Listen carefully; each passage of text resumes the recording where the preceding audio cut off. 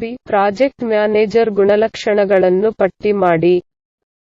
ಹೊಂದಿಕೊಳ್ಳುವ ಮತ್ತು ಎಲ್ಲಾ ಸಂದರ್ಭಗಳಿಗೆ ಹೊಂದಿಕೊಳ್ಳುವ. ಒಳ್ಳೆಯ ನಾಯಕನಾಗಬೇಕು. ಆಕ್ರಮಣಶೀಲತೆ, ಆತ್ಮವಿಶ್ವಾಸ, ಮೌಖಿಕ ನಿರರ್ಗಳತೆ. ಒಳ್ಳೆಯ ಸಂವಾದದ ಕೌಶಲ್ಯ. ಮುಂಬರುವ ಸಮಸ್ಯೆಗಳನ್ನು ಗುರುತಿಸಲು ಸಾಧ್ಯವಾಗುತ್ತದೆ. ಮಹತ್ವಾಕಾಂಕ್ಷೆ ಮತ್ತು ಶಕ್ತಿ.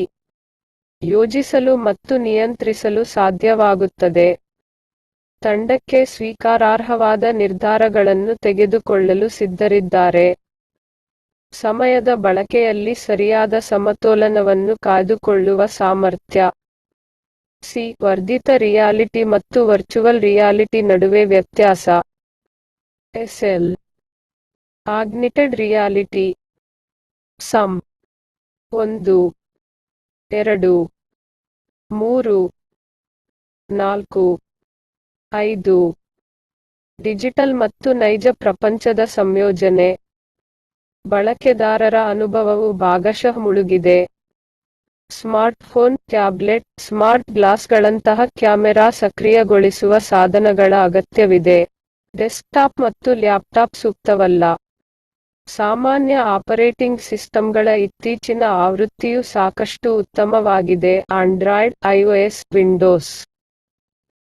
ಆರಂಭಿಕ ವೆಚ್ಚವು ವಿಆರ್ ಗಿಂತ ಕಡಿಮೆಯಾಗಿದೆ.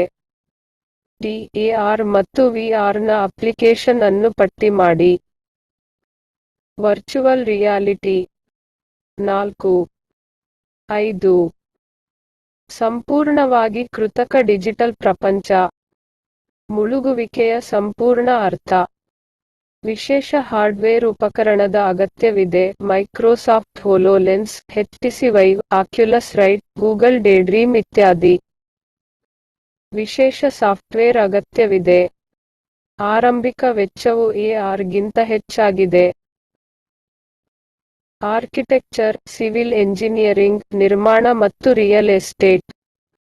ಮಾರ್ಕೆಟಿಂಗ್ ಮತ್ತು ಮಾರಾಟ. ಶಿಕ್ಷಣ. ದೃಶ್ಯ ಕೈಗಾರಿಕೆಗಳು. 5. ಆಟೋಮೇಷನ್. ತಯಾರಿಕೆ. ಆರೋಗ್ಯ ರಕ್ಷಣೆ. ರಕ್ಷಣಾ.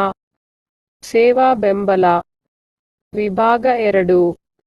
3. ಎ. ಪರಿಣಾಮಕಾರಿ ತಂಡದ ಯಾವುದೇ 4 ಪ್ರಯೋಜನಗಳನ್ನು ಗುರುತಿಸಿ. ಯೋಜನೆಯ ಸ್ಪಷ್ಟ ಉದ್ದೇಶ. ಉತ್ತಮ ನಿರ್ಧಾರ ತೆಗೆದುಕೊಳ್ಳುವ ಪ್ರಕ್ರಿಯೆ.